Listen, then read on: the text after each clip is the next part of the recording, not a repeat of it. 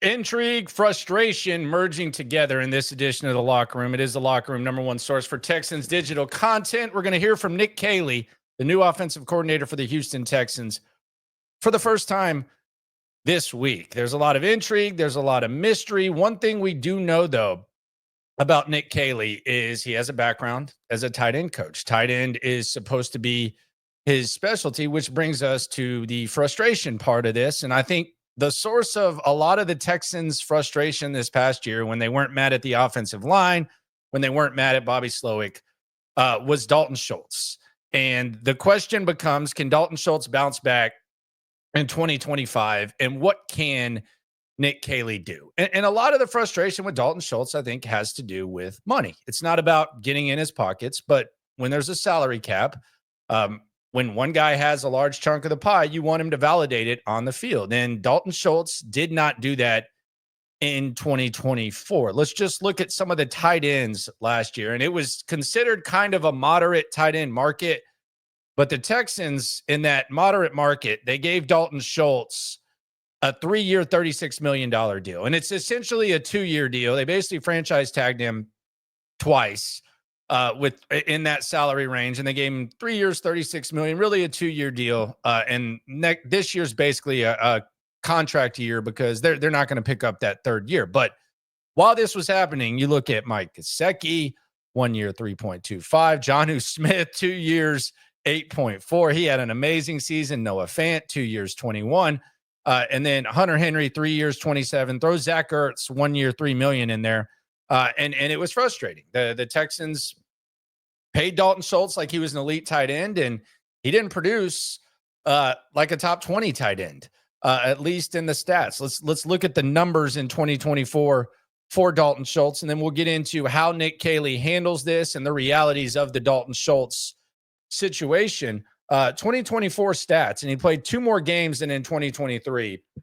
His receptions dropped off by 6. The targets, they dropped off by 3. The yardage dropped off by 103 yards. The yards per catch dropped off, and the touchdowns dropped off by 3. And one of the more frustrating parts about this is it's not like there was a number 2 receiver that was just constantly eating. As a matter of fact, if you would have told me before the season that Nico Collins is going to miss 5 games, Stephon Diggs is going to miss the majority of the games, and Tank Dell's going to have a season-ending injury, I would have assumed that Dalton Schultz naturally would have been the guy that just benefited from that and was able to completely just break through and produce. And if you would have told me to take the over-under in the production from 2023, I would have taken the over. It did not happen, though.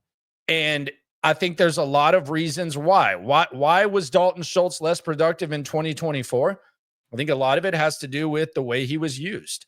He was asked to block more than you should ask Dalton Schultz to block. The offensive line didn't make it easy for the offense to function, although you would naturally think that would open up the intermediate routes. Bobby Slowick regressed as a play caller. So a lot of this stuff was not Dalton's own doing. And I think Dalton Schultz, the one thing that we can agree on is, while the contract's probably not going to be justified, Dalton Schultz can be a very productive player. The question is, how will Nick Kayley handle Dalton Schultz? Because reality number 1 is Schultz is going to be on the roster unless they just decide that they cannot tolerate him and they want to take a massive cap hit, or unless someone decides they have to have Dalton Schultz, which likely isn't going to happen. He's going to be on the roster. So you're going to have to make do. And as we've already said, he can be a productive player. Dalton Schultz in 2023 was the 11th most productive tight end in football. There is still value there. He's still pretty dynamic. He's still pretty good, and he wasn't used right last year.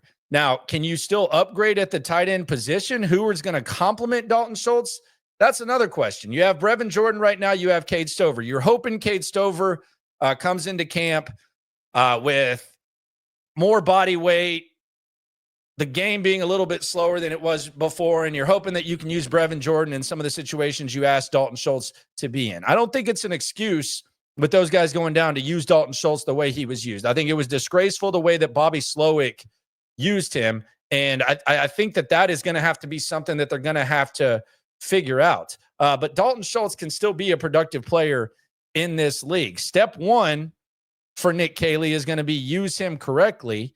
And then step two, which is to be determined, they're going to have to complement Dalton Schultz with better players. But unlike a lot of guys that get the frustration of fan bases, I think Dalton Schultz can be a productive player. It's just going to be about how you use. Don't ask him to block. Don't ask him to line up one-on-one with defensive ends. There's going to be times where he's going to be asked to do that, but that should not be a consistent thing. I also think there was a little bit of frustration factor with Dalton Schultz. He's a very smart guy.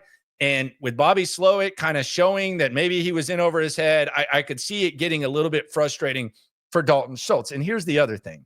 And this is a factor. You kind of joke about this. I've always liked talking to Dalton Schultz. I think he's a very honest guy. He would rather just the media all die and not talk to him. That's the reality of the situation. Kind of joked about that with him.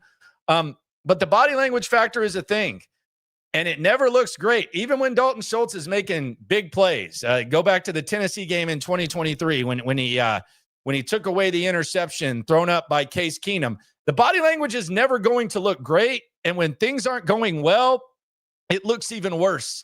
So you add that element to the lack of production, the frustration, and I think it comes into play. But Dalton Schultz is a winning piece as long as you can ignore the contract. The question is, how is Nick Kayley going to handle him? How are the Texans going to complement him? Do they add another tight end? Do they just rely on Brevin Jordan and Cade Stover?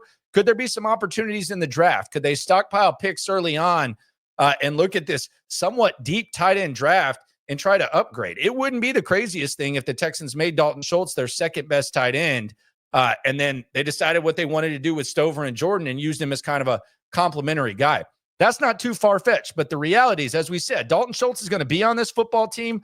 Dalton Schultz can be a productive member of this football team, and it would be in Nick Kayley's best interest. There's a lot of things that you got to worry about. There's a lot of pieces on this offense that perhaps you have to replace.